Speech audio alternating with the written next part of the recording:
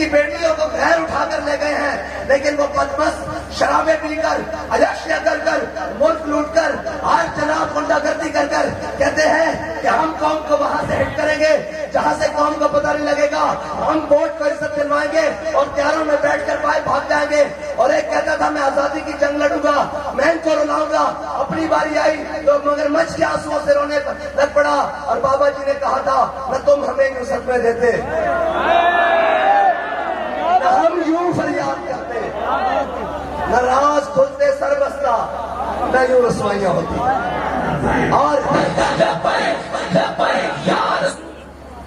और इंशाअल्लाह अब ये काफिला इश्क मस्ती अपनी मंजिल की जानिब रवाना दवा है।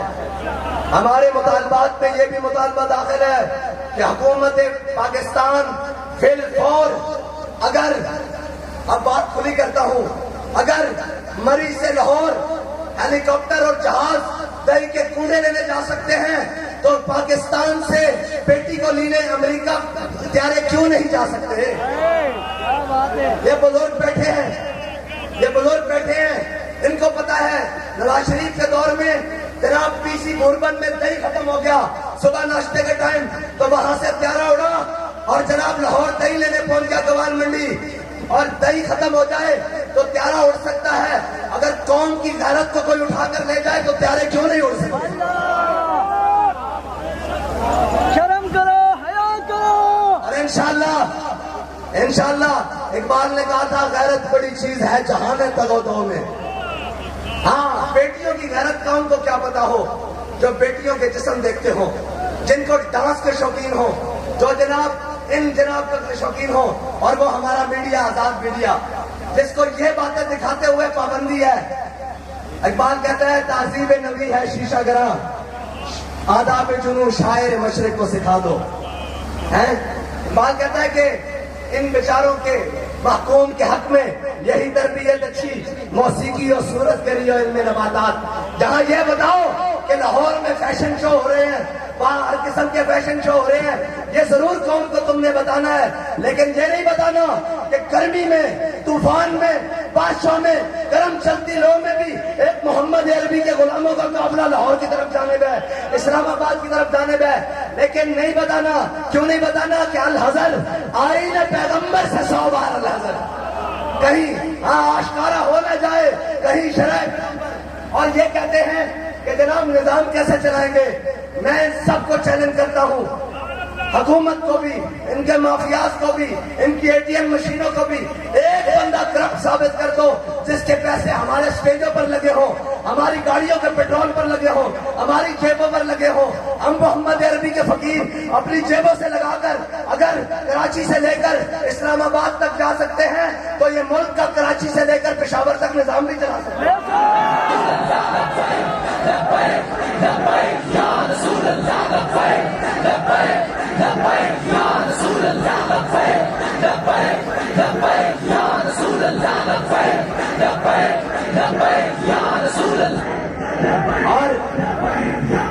और तारीख देखें, हमेशा आज किसी की जरूरत नहीं हो ये बात दिखाए कि यार ये वहां से चले हैं, हर हाल में चले हैं।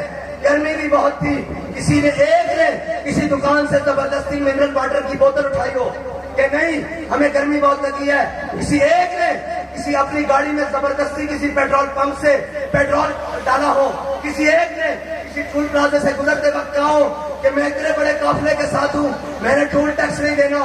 ये क़यामत तक पैदा होकर नहीं आए, 1 रुपया भी साबित नहीं कर सकते अगर हम कौम का जनाब माल मारकर या कौम के हकूक पर डाका डाल के निकले हैं। इससे बताओ बड़ा निजाम कौन कायम कर सकता है? ये कमाल हमारा नहीं है, ये कमाल हमारा नहीं है, ये कमाल अमीरुल मुजाहिदीन का है, जिन्होंने अपने वर्कर्स की ये तरबियत की है कि जन्नत भी लेने आए तो मुंह मोड़ बैठेंगे तेरी दीवार की जाने।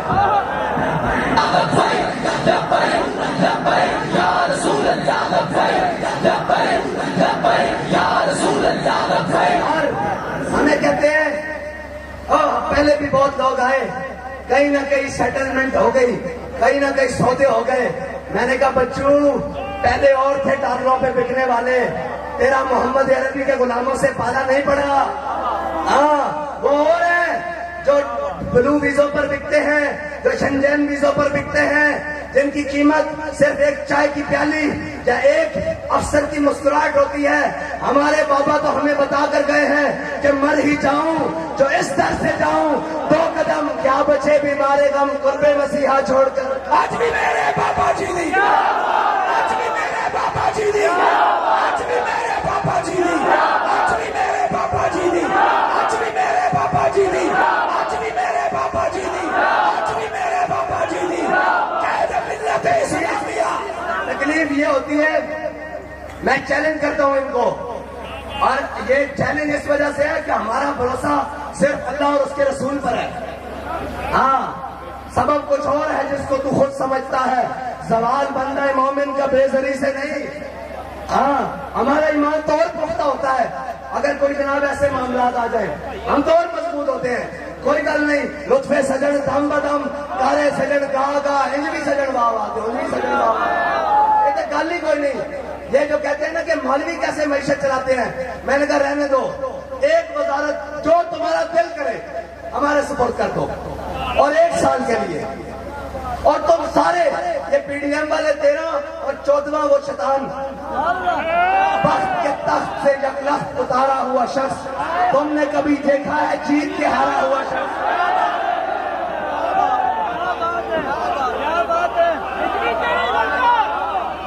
उसको भी मिला लो, अब्बा जी जो बाइडन को भी बुला लो। अगर कोई और तजर्बाकार वो जनाब, वो जिसके ब्लड टेस्ट नीचे चले जाते हैं, जेल में जाने से ब्लड टेस्ट निकले जाते हैं, और वहां लंदन में बैठ कर दिन ब दिन टमाटर की तरह हुआ जा रहा है। KFC उड़ाए जा रहे हैं कौम के पैसों से, और जहां इनका जनाब तबीयत खराब हो जाती है फौरन जेल में जाते साथ ब्लड टेस्ट जमीन के साथ लग गए। और क्या तमाशा बनाया हुआ है, क्या जनाब ये ड्रामा लगाया हुआ है। जिसके ब्लड टेस्ट गिर जाते हैं उसको भी बुला लो, इमरान को भी मिला लो, तुम सारे इकट्ठे बैठ जाओ, सारा मुल्क तुम्हारे हवाले। करना नहीं है, करना नहीं है इंशाअल्लाह। एक वजारत हमारे हवाले कर दो, एक वजारत जो तुम्हारा दिल करे, जाओ खसारे में है, PIA, रेलवे, कोई जो तुम्हारा दिल करे वो हमारे हवाले कर दो। 1 साल बाद अगर उसका दुनिया में पहला नंबर न हुआ तो हमारा नाम बदल जाए।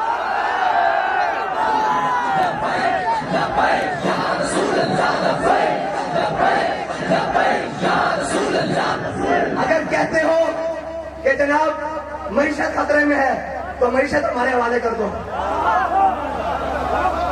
कहते हो सबसे मुश्किल सब्जेक्ट है मईशत, मैंने कहा ये तो बाएं हाथ का खेल है।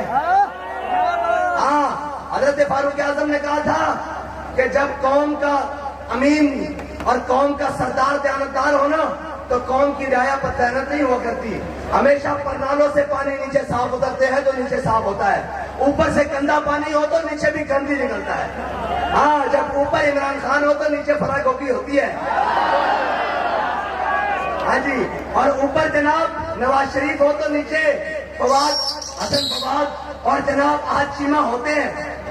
हाँ जी, अगर ऊपर इमरान खान हो तो नीचे फवाद डब्बू होते हैं।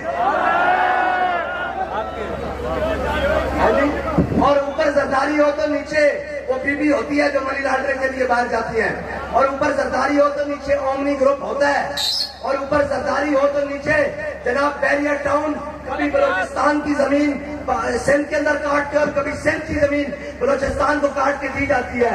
लेकिन इनको क्या पता हो, इकबाल कहता है तेरे जमाने का वही इमाम बरहक जो तुझे हाजिर और मौजूद से बेदार करे। और ये हमारे कायद का खासा है, उन्हें बारगाह रिसालत से ये इनाम मिला है कि उन्होंने अपने कारकुन की नजर में सोना और मिट्टी बराबर करके रख दिया। हाँ, और रही बात तुम्हारी तो इंशाअल्लाह मैदान लगना है। तैयार हो? मुकम्मल तैयार, मुकम्मल तैयार। और ये कहते हैं लब्बैक का नारा नहीं लगेगा, लब्बैक का नारा हर बार लगेगा, 100 बार लगेगा, 1000 लगेगा। और लब्बैक का नारा तो तुम्हारा बाप अंग्रेज 1857 में रोकने आया था, वो नहीं रोक सका। तुम तो इसके जनाब चुमिंडे से एक जनाब निके निके टट्टू हो, तुम्हें तो पता ही नहीं है, तुम तो इसके फिक्र के गुलाम हो, तुम्हारी तो हैसियत ही कोई नहीं। बाबा जी कहते थे इनकी क्या हैसियत है, हमारी तो जंग अमेरिका से है, हमारी तो जंग आलम कुफर से है, हमारी तो जंग हुजूर के दुश्मनों से है। अरे इंशाअल्लाह एक दिन आएगा कौम की बेटी आफिया सिद्दीकी भी वापस आएगी, कश्मीर भी पाकिस्तान का हिस्सा बनेगा और फलस्तीन में भी इस्लाम का झंडा लहराएगा।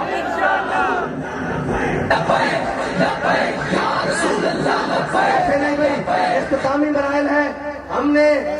हमने मियां चन्नू के दरो दीवार को गवाह बनाकर कहना है कि या रसूलल्लाह जब, या अल्लाह जब, ऐ मेरे हबीब, मेरे आका मौला, जब वो जरदारी अपने बेटे को वजीर आजम का कैंडिडेट बना रहा था, जब नवाज शरीफ अपने भाई को वजीर आजम बना के वोट को इज्जत दो के नारे को बेच रहा था, जब इमरान खान सिर्फ वजारत उस्मा के लिए पूरा मुल्क दबाव पे लगाया हुआ था, उस वक्त आपके नाम पर बने हुए मुल्क में सिर्फ हम वो लोग थे जो आपके दीन के लिए, आपकी नामूस के लिए, आपकी खत्म नबूवत के लिए, इस्लाम के परचम के लिए हाथ उठाकर खड़े थे। अब नारा लगाए लब्बैक